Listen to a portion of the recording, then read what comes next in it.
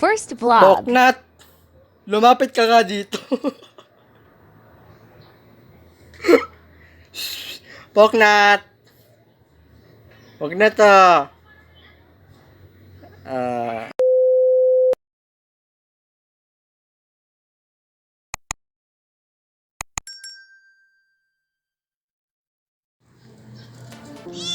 how to show you how to love the pets. Ito po. So, yan po. So, dapat mahalin natin ang mga pusa. So, for this video, for this vlog, so, ipapakita ko po sa inyo kung paano po yung pagmahalin natin yung garden. So, it's like that. So, yan po. So, for this vlog po, kasi kailangan po natin ngayon mahalin ang bawat uri ng bagay ng Panginoon na nilikha dito sa lupang ito. So, yun po. So, kasi ito po isa rin po kasi sa Biblia kung paano natin mahalin ang halaman sa paligid natin. For like, so, kailangan palagi tayong nagdidilig tuwing hapon po. Kailangan po hindi po matanda gumagawa nito. So, kailangan din po bata, simula po ay 18 years old to 30 years old. So, ganun po ha. So, ganun po tayo.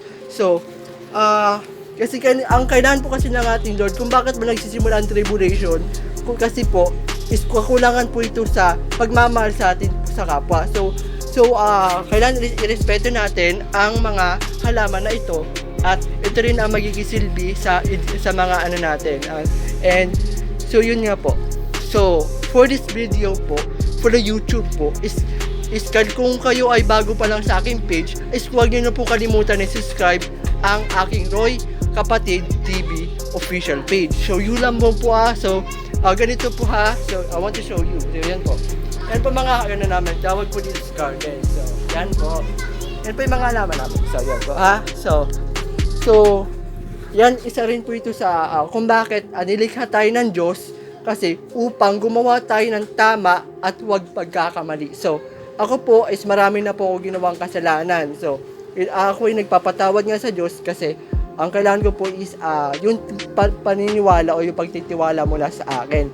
So, for like in shortness lang po, kung paano natin po bantayan ang bawat isa, kailangan po ay dapat minamahal natin ang kapwa natin tao.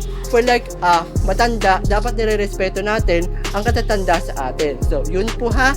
So, isa rin po yun sa trueness. So, paano nga ba tayo maliligtas sa lupang ito kung ang pagmamahal natin ay isa lamang pong shortness. So, mula nga sa mga pusa, mga sa aso ng ating paligid, so kailangan po natin na isa-isip natin ang mga ginagawa natin. So, bago po iyon, is kailangan irritable natin ang ating sarili.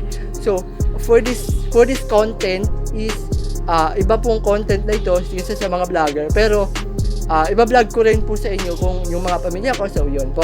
So, my name is so, magpapakilala muna ako sa inyo.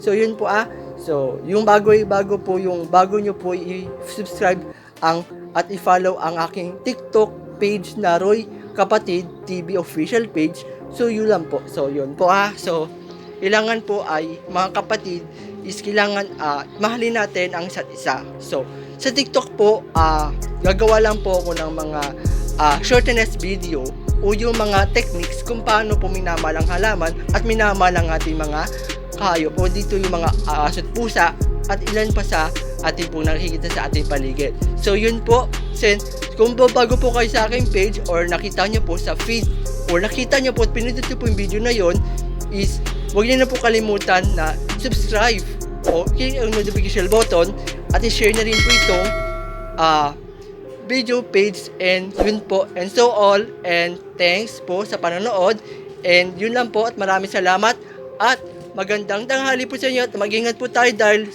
mataas pang init. So, lagi tatandaan, so ang video na ito ay hindi po copyright, kundi ginawa ko na po ito sa totoong buhay. So, hindi na po ako kumukuha ng video ng ninunubal sa iba. And so all, and thank you for watching this video, and sana po may matutunan po kayo sa video na ito. So, maraming salamat, magandang hapon at magandang tanghali po sa atin lahat.